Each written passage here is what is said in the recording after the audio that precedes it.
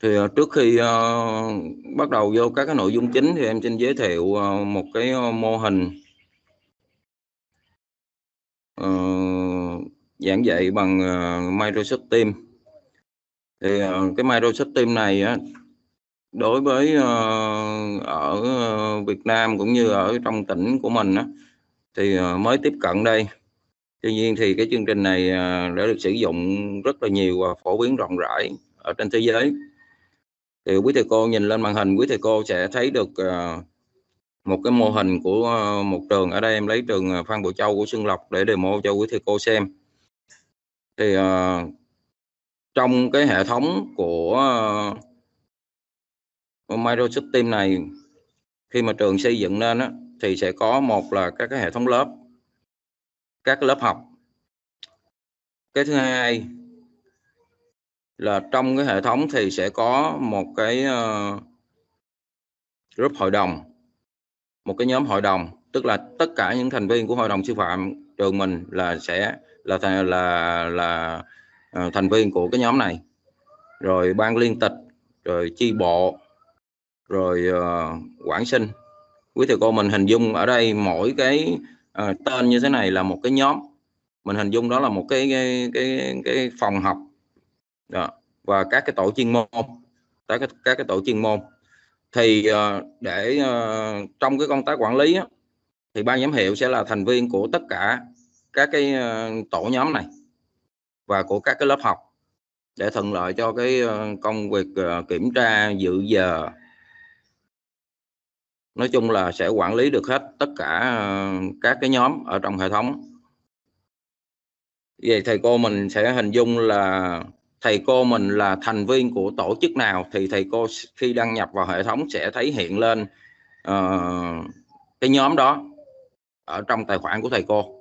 Ví dụ thầy cô không là đảng viên thì chắc chắn thầy cô sẽ không thấy được là cái nhóm chi bộ.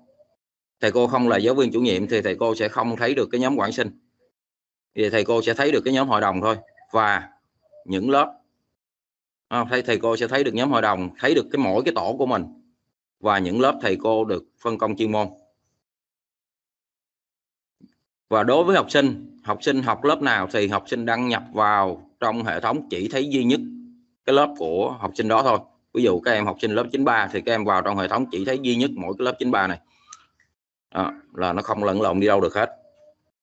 Rồi đối với công tác quản lý á, khi mà chúng ta sử dụng cái hệ thống này thì thầy cô mình hình dung ở ngoài mình dạy offline thì cái quá trình công tác kiểm tra, công tác quản lý của ban giám hiệu, rồi công tác quản sinh, thi đua của các thầy cô tổng phụ trách hoặc là trong ban quản sinh thực hiện như thế nào, thì trên hệ thống này nó cũng gần tương tự như vậy, nó chỉ khác là thực hiện trên môi trường mạng thôi.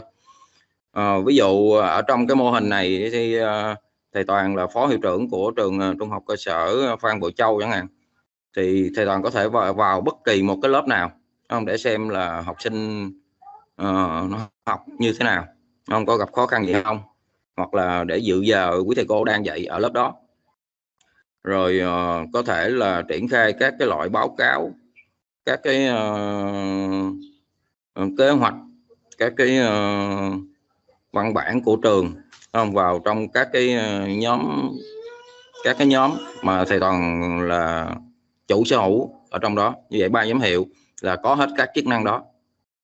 Riêng đối với thầy cô của mình thì thầy cô sẽ là chủ sở hữu của các cái lớp mà thầy cô được phân công, và lớp mà thầy cô chủ nhiệm, và là thành viên của các cái nhóm còn lại.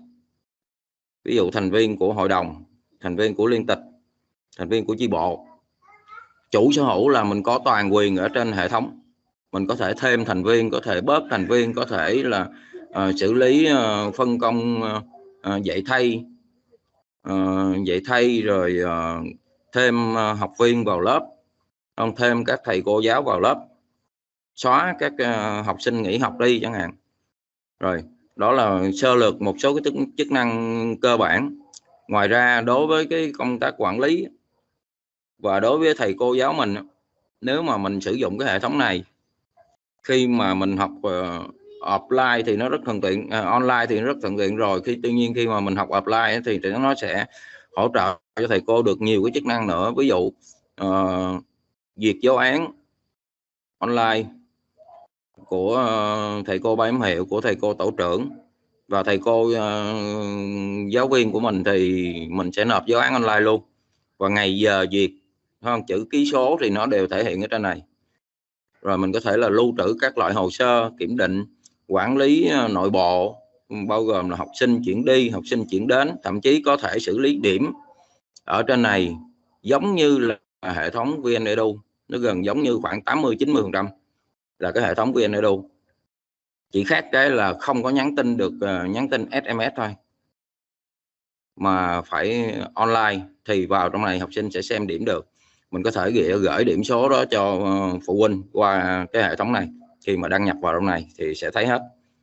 Và nhiều cái tiện ích khác nữa mà về quản lý cơ sở vật chất, nói chung là rất là thuận tiện trong công tác quản lý, và tiện cho cả thầy cô của mình khi mà mình triển khai, mình áp dụng được cái mô hình này ở trong trường, kể cả khi mà mình học offline.